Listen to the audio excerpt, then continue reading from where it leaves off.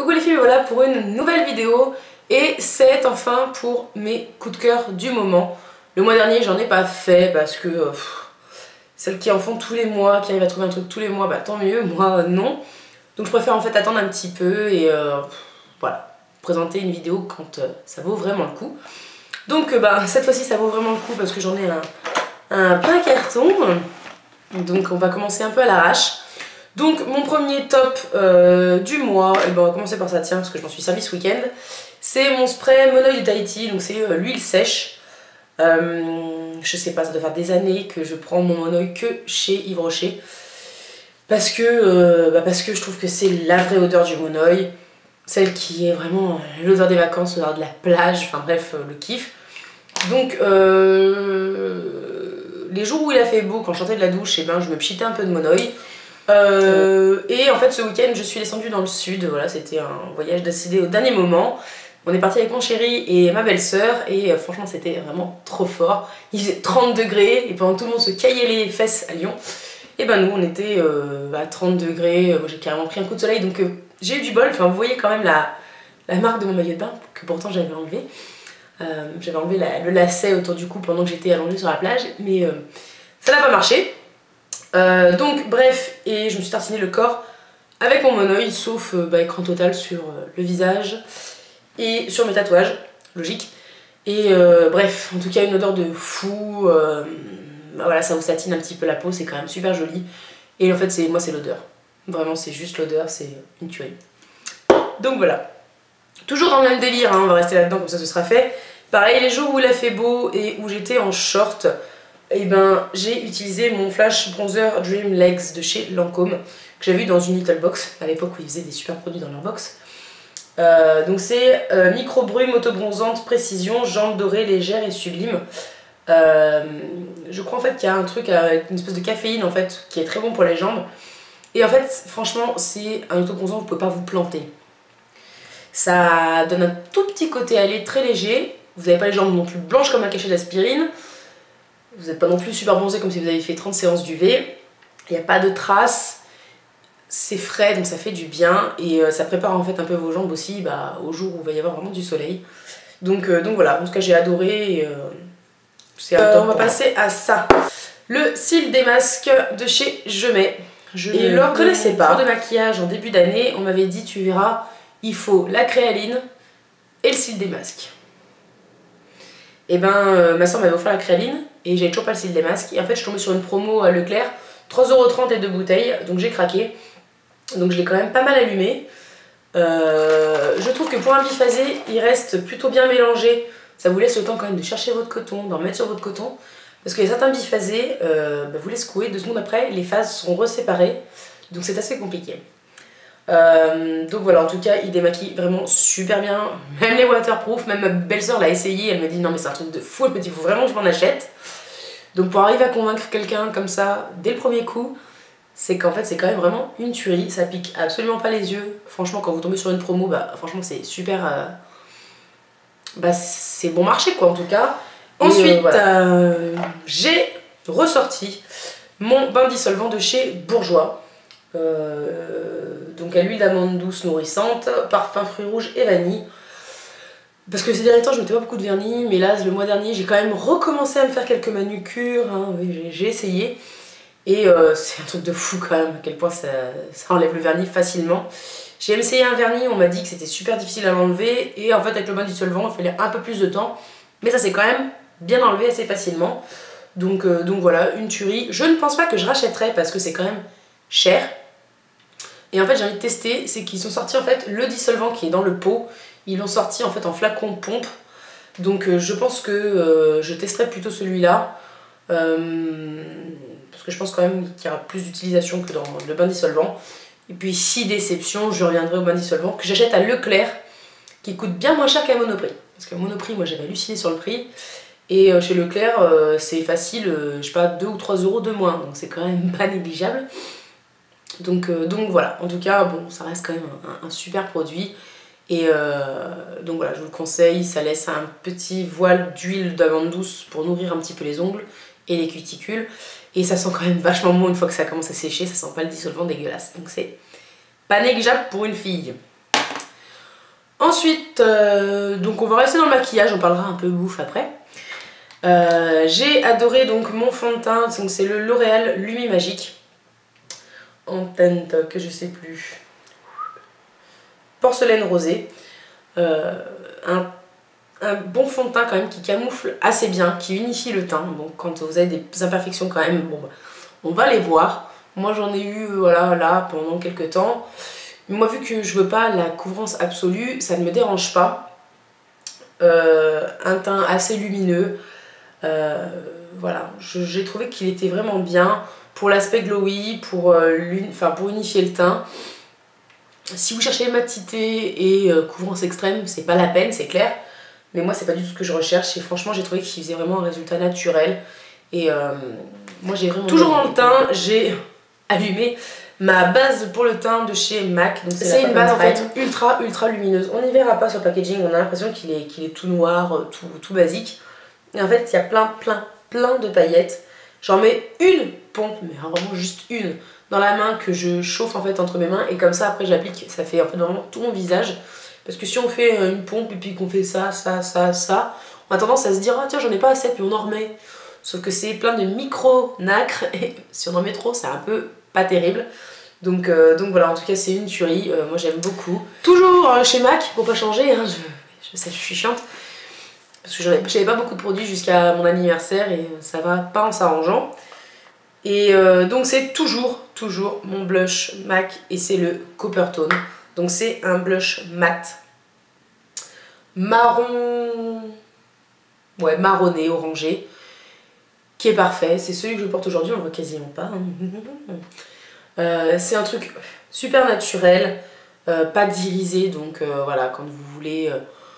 Enfin je veux dire, moi à partir du moment où je mets du fond de teint avec une base assez glowy, qu'en plus je mets de l'enlumineur, c'est peut-être pas la peine d'abuser sur tout ce qui est lumineux, donc du coup bah c'est le blush qu'il faut. Et en fait pour moi c'est le blush qui va avec tous les maquillages, toutes les teintes, tout, vraiment avec tout en fait, hein, le blush quand vous n'avez pas envie de vous prendre la tête, ben, je pense que c'est bon. Et en termes de dosage il est quand même assez facile à utiliser, donc voilà, un bon blush. Ensuite, est-ce qu'on continue le craquage chez MAC? On va dire oui, hein. Et ben je me suis laissée tenter par un Paint Pot, donc c'est mon premier Let's Skate. Donc c'est dans la nouvelle collection en fait, c'est avec les paillettes. Et là vous verrez rien je suppose, hein, vous voyez un espèce de rose palichon. Sauf qu'il y a tout un tas de micro paillettes dorées qui sont juste magnifiques, dont je me sers en tant que base parce que franchement celui-ci tout seul en tant que fard à paupières il est un petit peu trop palichon, donc c'est pas la peine. Mais en tant que base, en tout cas, ça fait une base super lumineuse et j'adorais l'associer avec ma Naked 2. Donc voilà, pour moi c'est quand même une tuerie, ça tient vraiment bien les fards. Et voilà, pareil, toujours du lumineux, donc vraiment parfait. Donc chez MAC on a fini. Donc en favori, la Naked 2, je vous l'ouvre pas, vous la connaissez. Maquillage nude, lumineux, en même temps on peut faire quand même des trucs un peu de soirée. Franchement je la lâche pas la pauvre. Donc voilà, il y a toujours un fard qu'il me faut dans cette palette et je la kiffe. C'est vraiment un truc de dingue. Mon mascara Rocket de chez Maybelline avec une brosse en silicone. Moi qui déteste les brosses en silicone, c'est quand même un truc de fou d'adorer un mascara avec une brosse en silicone. 3€ et quelques je crois en promo à Leclerc quand je l'avais acheté, enfin quand ma soeur me l'a pris. Ce n'est pas un mascara waterproof, mais j'ai testé ça ce week-end dans les calanques de Cassis. Je peux vous jurer que le mascara n'a pas coulé sur le visage de ma belle-sœur. Moi j'ai pas mis la tête sous l'eau, bon bah problème personnel, parce que je ne peux plus mettre la tête sous l'eau depuis qu'il m'est arrivé des mésaventures. Mais ma belle-sœur elle y était cash et elle avait ce mascara et ça n'a pas coulé. Et ça a même plutôt bien tenu. Donc comme quoi, waterproof ou pas, il n'y a pas eu de souci avec celui-là. Ensuite, j'ai adoré mon anti-cerne, c'est le bébé concealer Nude Magique de chez L'Oréal. Donc c'est la teinte universelle, voilà vous le mettez. Déjà bi-fraîche, donc ça fait du bien. Je le laisse poser pendant que je mets ma poudre sur la zone T uniquement. Et après je viens l'estomper avec... le petit de chez Real Techniques comme ceci, donc qui est le Deluxe Crease Brush, et c'est un résultat poudré de suite, donc si vous voulez un truc un peu gluey, lumineux, abandonné, hein, ça fera pas du tout le même effet que le Fake Up de chez Benefit. Mais en tout cas, celui-là, j'ai vraiment adoré. J'ai continué d'allumer ma touche, mon éclat minute de chez Clarins, embellisseur de lèvres, donc c'est le rose que j'avais eu dans une Little Box. Je le ponce, j'ai dit que je le finirais avant d'aller le racheter en grand format, et je vous jure, je vais aller le racheter pour l'odeur, pour l'effet, on a l'impression d'avoir des lèvres. J'ai l'impression d'avoir des grosses lèvres quand je le mets, enfin je sais pas, j'aime beaucoup. Et voilà, c'est vraiment très frais, ça fait vraiment printanier et j'aime beaucoup le résultat. Ensuite, toujours maquillage, mes rouges à lèvres magiques. Oui, je suis de celles qui disent qu'on peut trouver du maquillage de partout, y compris chez Babou. En fait, on était tombé amoureuse d'un rouge à lèvres sur une serveuse avec mes copines. Et en lui demandant, elle nous a dit « Ah mais c'est chez Babou, c'est le rouge à lèvres vert, le magique ». Donc bah du coup, j'ai foncé. Donc le vert, en fait, a un effet un peu... de toute façon, les deux sont très flash. Celui-ci est un rose fuchsia qui tire sur le violet. Et le jaune, en fait, fait un effet fuchsia rose à fond. Donc voilà, si vous voulez un rouge à lèvres assez flashy, ils ont une tenue de Barjo, donc attention quand même. Vous plantez pas parce que vous avez l'impression qu'ils sont un peu transparents au début, après ça se teinte. Ça met quelques minutes à arriver à la teinte finale, mais pour moi c'est une tuerie et je crois que c'était 1,50 € voire 2 € maximum. Donc voilà, deux bons rouges à lèvres pour pas cher, qui payent pas de mine mais qui sont pour moi en fait des gros tops. Ensuite, j'ai kiffé remettre mon bleu majorel de chez Yves Saint Laurent. Et bah oui, c'est le vernis, quand vous le mettez, bah tout le monde vous dit « Mais c'est quoi ton vernis ?» Tenue, pas top, je dois avouer. Moi, il s'est caillé quand même au bout des doigts de la main droite, bizarrement. Je sais pas si c'est parce que je fais plus la vaisselle, je frotte avec l'éponge avec, j'en sais rien. Mais ça s'est un petit peu voilà, écaillé sur la pointe de l'ongle. Mais c'est quand même une tuerie pour moi. C'est un des rares vernis que j'ai réussi à descendre jusque là. Pour l'instant, je l'ai secoué, donc on n'y voit plus, mais je l'ai quand même bien mis. Et c'est pour moi la couleur de l'été. Ensuite, j'enchaîne parce que je veux pas que ma vidéo fasse 100 000 ans. 3 pinceaux que je kiffe. Donc mes deux nouveaux, enfin qui sont plus tout à fait nouveaux, le 174 et le 228 de chez Make Up For Ever. J'en avais acheté un troisième mais qui me plaît moins en fait, que j'arrive pas à l'utiliser, donc je pense que je vais peut-être le revendre. Donc voilà, je verrai. Mais ces deux là c'est juste une tuerie. Celui-là pour le coin interne c'est merveilleux et celui-là pour la paupière mobile c'est voilà, c'est... Ils sont doux, ils sont parfaits. Pour moi, je ne dis quasiment que ceux-là. Même mon 239 de chez MAC fait un peu la gueule. Donc voilà, c'est vous dire. Mais vraiment, ceux-là sont vraiment top. Et ensuite, mon Base Shadow Brush de chez Real Techniques, qui est apparemment un dupe du 217 de MAC, que j'adore utiliser en tant qu'estompeur. Mais je peux aussi utiliser en fait pour mettre ma couleur externe à plat et ensuite estomper avec la pointe. Et voilà, 3 pinceaux que j'aime vraiment beaucoup. Ensuite, parfum. Et ben c'est le Jimmy Choo qui était à ma soeur en fait, elle m'a donné il y a peu, mais en fait c'est un parfum que je sentais sur elle et que j'aimais pas, ouais. Et que j'ai fini par adorer par un échantillon. Et en fait ça me rappelait un peu ma soeur aussi, et ma soeur ne le met absolument plus. Elle me dit bah écoute, il me reste un fond, t'as qu'à le prendre. Je sais que je vais demander à mes parents de me le prendre cet été quand ils iront en vacances, d'aller me le chercher hein, parce que ça coûte moins cher là-bas quand même. Et franchement c'est une odeur forte, bizarrement. Donc du coup bah, je pense que celui-ci je vais bien l'allumer encore et que vous en entendrez parler. Ensuite, deux favoris nourriture, parce qu'il en faut un petit peu quand même, c'est pas drôle sinon. Mais M&M's crispy. Je n'aime pas les M&M's, je n'aime pas trop les Smarties, je n'aime pas trop les friandises du genre en temps normal, mais ça c'est une tuerie. J'aime, mais attention, ce paquet a quand même quelques temps et il n'est pas encore fini. C'est pas le truc sur lequel je me jette, mais c'est quand même les meilleurs M&M's que j'ai jamais goûté. Donc voilà, c'est paquet bleu, c'est un espèce de céréales qui est dedans en fait, qui fait croustiller le truc. Donc voilà, en tout cas moi je les allume bien. Mon chéri a tapé dedans, donc il m'a bien allumé mon paquet, alors qu'il avait le sien, là, les jaunes avec les cacahuètes. Mais bon, c'est pas grave. Et ensuite, grosse tuerie, gros étonnement surtout. J'ai entendu parler du Tuc Milka. Alors j'entends parler de ça, je fais putain mais qu'est-ce qui nous invente encore, c'est pas possible. Et j'avais pas du tout envie de les tester jusqu'à ce que je teste ce que j'ai testé, c'est-à-dire les Bretzel Snack de Milka aussi. Donc 110 grammes à je ne sais combien d'euros, hein, c'est plus de 3 euros le paquet je crois, donc t'as intérêt à avoir vraiment envie de l'acheter le truc. Mais c'est un truc de fou. Vous avez vraiment le goût d'un biscuit en fait, comme les fingers, sauf que il y a le petit côté un petit peu salé qui arrive à la fin du bretzel. Et ça m'a laissé sur le cul. Parce que franchement je ne suis pas adepte de ce genre de truc, hein, comme je vous dis pour les M&M's ça fait un bail que j'ai le paquet et qui en reste. Je pouvais pas m'arrêter de les manger, j'ai pas réussi à m'arrêter, bon j'en ai quand même partagé, hein, je suis quand même pas vaurienne, mais c'est une tuerie et je me suis dit si jamais ça c'est super bon, je veux goûter les tucs. Pour l'instant je les trouve pas, donc à voir, mais en tout cas, voilà, c'est un petit peu cher, mais franchement qu'est-ce que c'est bon, y a rien à dire. Et je termine ma vidéo en vitesse parce que sinon ça va pas le faire. J'ai un kiff chez Ikea, c'est leur pot. Donc ce pot là je l'ai depuis un petit moment déjà, ça faisait office de poubelle. Là pour l'instant j'ai plus rien dedans parce qu'en fait je suis en plein changement de mon coin beauté. Donc je vous ferai encore un update, range mon make-up quand je pourrai, pour l'instant c'est pas fini. Mais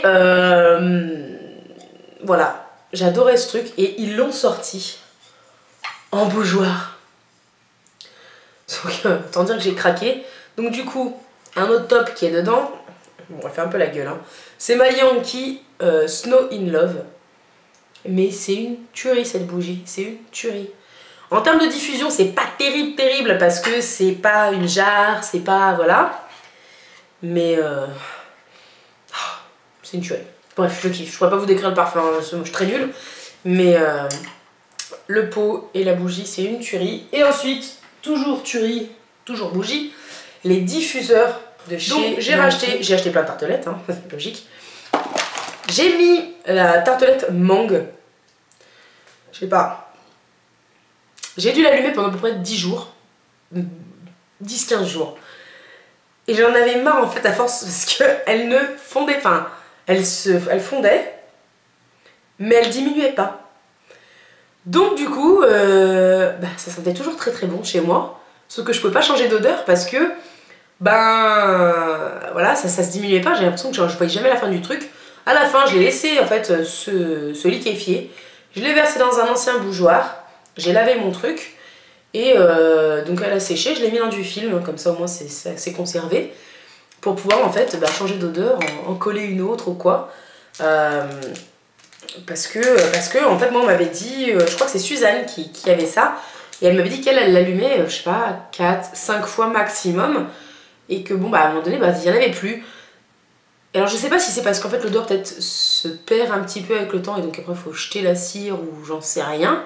Moi toujours est-il qu'au bout de 10-15 jours, elle sentait toujours, peut-être un petit peu moins, mais elle sentait toujours quand même pas mal. Et il y avait toujours autant de quantité. Gros coup de cœur pour les diffuseurs parce qu'en fait finalement c'est quand même vachement économique. 1,95 €. Dernier top, toujours bougie, c'est ma Black Coco. Là je pense qu'on va rallumer celle-ci parce qu'on va arriver dans les périodes où il va faire commencer peut-être à faire un petit peu soleil et un peu beau. Donc ça ira quand même vachement mieux avec le beau temps. Mais c'est censé sentir la noix de coco noire. Enfin, c'est ça le nom de la bougie en tout cas. Mais il y a une odeur de noix de coco, mais il y a une odeur de vacances derrière. C'est bizarre à décrire. Moi en tout cas je kiffe. Mon doudou aime aussi, hein, comme on dit. C'est dans la collection Fresh. Hein, il y a la collection un peu food, je sais pas quoi. Et là, c'est Fresh. Donc j'en sais rien. Donc voilà, j'espère que ma vidéo des tops de ces derniers temps, donc mes coups de cœur du moment en fait, vous a plu. Il y en avait quand même pas mal, donc la vidéo va durer 50 ans, je vais essayer de me couper un petit peu.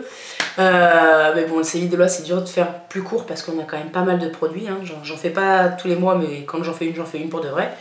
Donc voilà, j'espère que ça vous a plu, puis je vous dis à bientôt pour une prochaine vidéo. Ciao!